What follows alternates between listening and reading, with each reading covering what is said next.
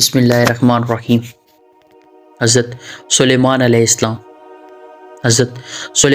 السلام اللہ تعالیٰ کے برگزیدہ نبی تھے۔ حضرت سلیمان علیہ السلام داؤد علیہ السلام کے بیٹے تھے۔ سمجھا جاتا ہے کہ انہوں نے متحدہ اسرائیل پر حکومت کی اور ان کے بعد ملک اسرائیل کے دو حصے شمالی اور جنوبی ہو گئے۔ حضرت سلیمان علیہ السلام کا سلسلہ نسب اولاد یعقوب کے واسطے سے حضرت یعقوب سے جا ملتا ہے۔ قرآن پاک میں انہیں اولاد ابراہیم میں شمار کیا گیا ہے۔ حضرت داؤد علیہ السلام کی طرح اللہ تعالیٰ نے حضرت سلیمان علیہ السلام کو بھی بہت سے معجزے عطا کر رکھے تھے۔ آپ جانوروں کی بولیاں سمجھ لیتے تھے، ہوا پر آپ کا قابو تھا، آپ کا تخت ہوا میں اڑا کرتا تھا، یعنی صبح اور شام مختلف سمتوں کو ایک ایک ماہ کا فاصلہ طے کر لیا کرتے تھے۔ حضرت سلیمان علیہ السلام کے لیے ہوا کو مسخر اور ان کے حکم کے تابع بنا دیا گیا۔ حضرت سلیمان اپنے تخت پر بیٹھ کر صبح کے وقت دمشق سے روانہ ہوتے اور کئی دنوں تک کا سفر طے کر لیا کرتے۔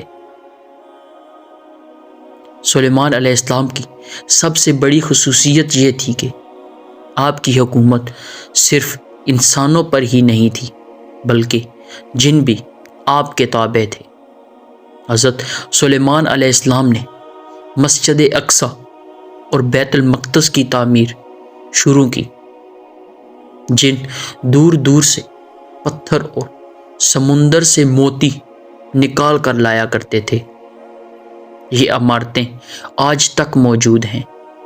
اس کے علاوہ آپ نے جنوں سے اور بھی بہت کام لیے۔ ایک اور موقع پر اللہ تعالیٰ نے حضرت سلیمان علیہ السلام کو آزمائش میں ڈال دیا۔ آپ کے پاس ایک انگوٹھی تھی جس پر اسم اعظم لکھا ہوا تھا، لیکن وہ انگوٹھی کسی وجہ سے گم ہو گئی اور شیطان کے ہاتھ آ گئی۔ چنانچہ آپ تخت و سلطنت سے محروم ہو گئے۔ ایک مدت کے بعد وہ انگوٹھی شیطان کے ہاتھ سے دریا میں گر پڑی، جسے ایک مچھلی نے نگل لیا اور وہ مچھلی سلیمان علیہ السلام نے پکڑ لی۔ جب اس مچھلی کو چیرا گیا تو انگوٹھی اس کے پیٹ سے مل گئی اور اسی طرح آپ کو دوبارہ سلطنت اور حکومت مل گئی۔ یہ سب ایک آزمائش تھی۔ حضرت ابن عباس وغیرہ سے مروی ہے کہ ہدہد علم ہندسہ کا ماہر تھا اور وہ حضرت سلیمان علیہ السلام کے لیے پانی کی نشاندہی کرتا تھا۔ جب آپ جنگل میں ہوتے تو پانی کی ذمہ داری اسے سونپ دیتے۔ زمین کے اندر کا پانی اسے اسی طرح دکھائی دیتا جس طرح انسان کو زمین پر پڑی ہوئی چیز نظر آتی ہے۔ چنانچہ یہ پانی کی نشاندہی کر دیتا اور سطح زمین سے اس کی گہرائی بھی بتا دیتا۔